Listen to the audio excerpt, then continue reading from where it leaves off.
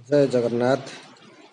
ओएभी entrance पाई 15टी उपादेय विज्ञान प्रश्न परीक्षा रे पड़िला भली। वीडियोटी भल लगे दयाकोरी सब्सक्राइब करेंगे। तो प्रथम प्रश्न, विभिन्न स्थान रक्त बाहर केउं रोगर लक्षण? तो यह हूँ स्कर्वी रोगर लक्षण, जहाँकि विटामिन सी अभाव होता है। 2 नंबर प्रश्न, केउं खाद्यसार अभाव अपपुष्टि रोग होता है? तो उत्तर हूँ श्वेतसार और पुष्टिसार अभाव। तृतीय प्रश्न, एड्स रोगर कारक किए?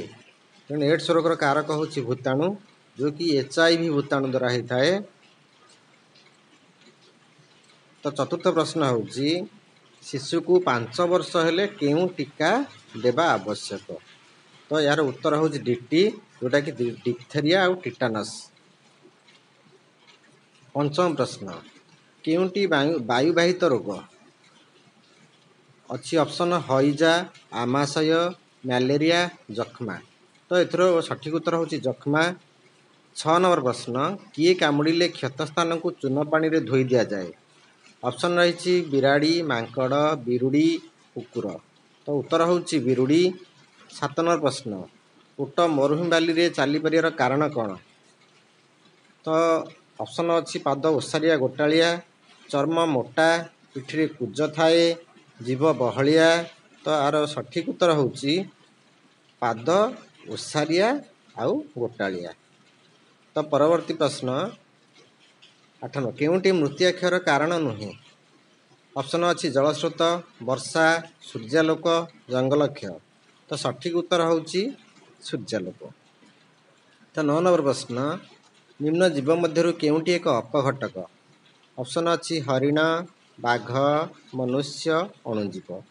तो एथुरु अणुजीव हूँ गोटे अपघटक। 10 नंबर प्रश्न, केउंटी एक असरंती शक्ति उत्स नुहे? पवन, सूर्य, कोयला आउ ज्वार। तो यार सठिक उत्तर हूँ असरंती नुहे हूँ कोयला। 11 नंबर प्रश्न, सार कारखाना रे सार प्रस्तुति केउं गैस को व्यवहार करा जाए? आम जाचे जो यूरिया प्रस्तुत होती जबखारजान प्रस्तुत हो, जबखारजान सार व्यवहार करा, तेणु जबखारजान गैस व्यवहार करा जाए। 12 नंबर प्रश्न, वायु धूलिकणार परिमाण बढ़िले केउं रोग हुए? तो आमको जक्ष्मा जोटा आम टीबी बोली कहूचे, जक्ष्मा रोग होता है। 13 नंबर प्रश्न, शीतताप नियंत्रण यंत्र रे केउं गैस रही थाए? तो उत्तर हूँ क्लोरोफ्लोरोकार्बन बा CFC। 14 नंबर प्रश्न, रेफ्रिजरेटर किए उद्भावन करथिले? तो उत्तर हूँ जैकब पार्किन्स। 15 नंबर प्रश्न, केउं अणुजीव जो मैलेरिया रोग होता है? तो यार उत्तर हूँ आदिप्राणी। भिडियोटी शेष पर्यंत देखुथिबारु धन्यवाद।